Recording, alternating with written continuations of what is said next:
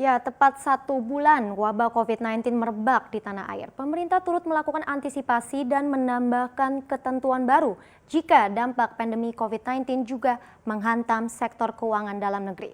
Selengkapnya kami kupas lebih lanjut dalam vaksin untuk bank di saat pandemi.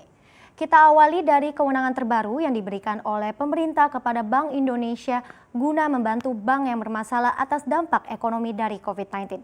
Ketentuan pertama adalah memberi pinjaman likuiditas jangka pendek atau pembiayaan likuiditas jangka pendek, dan ini berdasarkan prinsip syariah kepada bank sistemik maupun non-sistemik, di mana saat ini terdapat 15 bank sistemik di Indonesia. Dan kedua, memberi pinjaman likuiditas khusus kepada bank sistemik yang mengalami kesulitan likuiditas dan tidak memenuhi persyaratan pemberian pinjaman maupun pembiayaan likuiditas jangka pendek, juga menurut prinsip syariah yang dijamin oleh pemerintah dan diberikan sesuai dengan keputusan KSSK.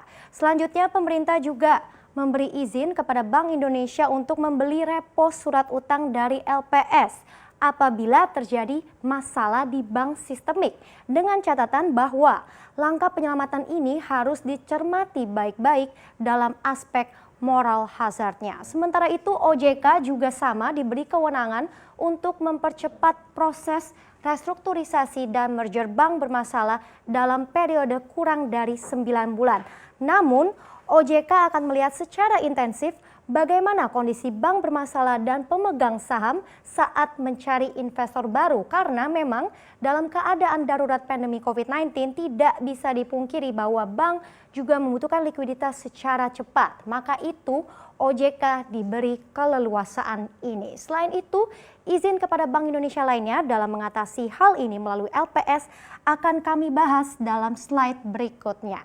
Berdasarkan Perpu yang dikeluarkan pemerintah per Selasa 31 Maret 2020 terkait penanggulangan pandemi COVID-19, pada pasal 20 ayat 1 bagian B disebutkan bahwa ketentuan terbaru memperbolehkan LPS untuk melakukan penjualan atau repo SBN yang dimiliki kepada Bank Indonesia. LPS diizinkan menerbitkan surat utang dan juga LPS dapat mengambil pinjaman kepada pihak lain, dan yang terakhir, pinjaman juga bisa diajukan kepada pemerintah. Beberapa hal tersebut memang bisa dilakukan LPS dengan catatan bahwa LPS berada di kondisi kesulitan likuiditas saat bisa menangani bank yang bermasalah ataupun bank yang gagal.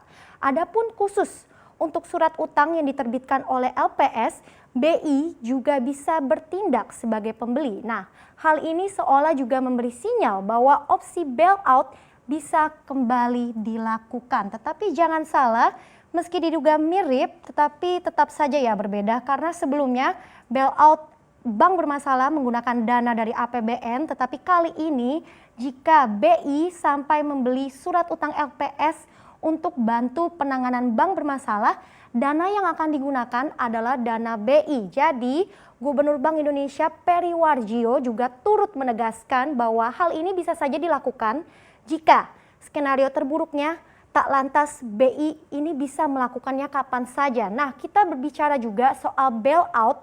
Opsi ini memang terakhir dilakukan sejak kasus Bank Senturi pada tahun 2008. Nah, pasca kasus ini memang sempat menuai polemik dan kisruh, tetapi pemerintah akhirnya menentang opsi bailout yang kemudian ditetapkan pada Undang-Undang Pencegahan dan Penanganan Krisis Sistem Keuangan atau UU PPKSK yang disahkan pada tahun 2016. Jadi jika kali ini skenario terburuknya kembali terjadi, bailout sudah tidak pasti bisa ditempuh, tetapi sebagai gantinya adalah bail-in. Dan kemudian kalau kita bicara secara singkat apa saja yang bisa dilakukan dari langkah bail-in ini, kondisi seperti apa saja bail-in ini dapat dilakukan atas dukungan penuh PSP. Kemudian bank juga wajib menyiapkan buffer modal tambahan serta memastikan apakah ketentuan identitas regulator sudah ditetapkan dan berapa jumlah bank yang masuk dalam kategori sistemik. Tidak hanya itu, bank sistemik juga harus memenuhi tambahan modal lain seperti Capital Conservation Buffer for Systemic Bank dan juga Capital Surcharge for Systemic Systemic Bank, dan ini sesuai dengan OJK kedua ini. Dan yang terakhir adalah Counter Cyclical Buffer yang ditetapkan oleh BI, di mana saat ini ketetapannya adalah 0%. Lalu harus juga melakukan perjanjian awal bahwa bank sistemik yang menerbitkan surat utang dan kemudian dikonversi menjadi modal, jika nanti terjadi masalah, pemegang saham maupun pemegang surat utang ataupun si kreditor pinjaman juga harus sepakat untuk membantu menyehatkan kondisi keuangan itu. Maka dari itu kalau kita lihat juga menurut Undang-Undang PPKSK, LPS juga diminta bersiaga dalam skema berikut ini. Pertama adalah purchase and assumption yang merupakan metode resolusi penanganan bank gagal, di mana LPS diberi kewenangan dalam menawarkan kepada pembeli untuk membeli sebagian bahkan seluruh aset bank gagal dan juga bisa mengambil alih sebagian ataupun seluruh kewajiban bank tersebut. Nah, skema kedua antara lain adalah metode bridge bank, di mana LPS dapat mendirikan bank baru yang akan menerima pengalihan sebagian atau seluruh aset serta turut melanjutkan kewajiban bank yang ditangani dalam menjalankan kegiatan usahanya. Dan nantinya bank baru ini dapat dialihkan kepemilikannya kepada pihak lain, tetapi tidak termasuk aset bermasalah yang tidak akan diikut sertakan saat dijual ke pihak lain. Nah, selain itu, lantas guna untuk menjaga kepercayaan masyarakat terhadap sektor perbankan di tengah tekanan pandemi COVID-19, LPS juga turut mengambil langkah antisipatif lain, yaitu dengan mengusulkan menaikkan batasan penjaminan simpanan dana nasabah perbankan meningkat di atas 2 miliar rupiah, di mana usulan ini memang masih dalam tahapan proses penjajakan. Nah, ini emang balik lagi untuk memperluas perlindungan dana simpanan nasabah. Jadi, semakin besarnya simpanan perbankan yang dijamin, jika ini resmi diterapkan, tentunya dapat melindungi ekonomi negeri. Karena penggerak ekonomi tidak hanya ditopang oleh aktivitas konsumsi masyarakat, tetapi investasi korporasi juga turut berkontribusi terhadap perekonomian kita. Meski begitu, pemerintah juga masih melalui Kementerian Keuangan, Bank Indonesia, LPS, dan OJK terus memperkuat kesiagaan dalam menangani bank yang bermasalah. Harus diketahui juga hingga saat ini belum ada bank yang gagal di Indonesia di luar penutupan dan likuidasi oleh BPR maksud saya.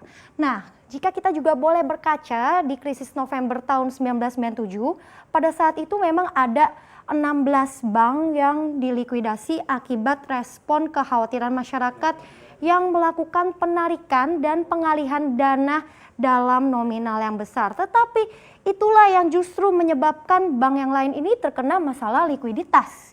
Nah, sehingga perlu diingat juga di tengah pandemi COVID-19, pemerintah memang telah sepakat untuk memberikan pemberian bantuan likuiditas sebesar 144,5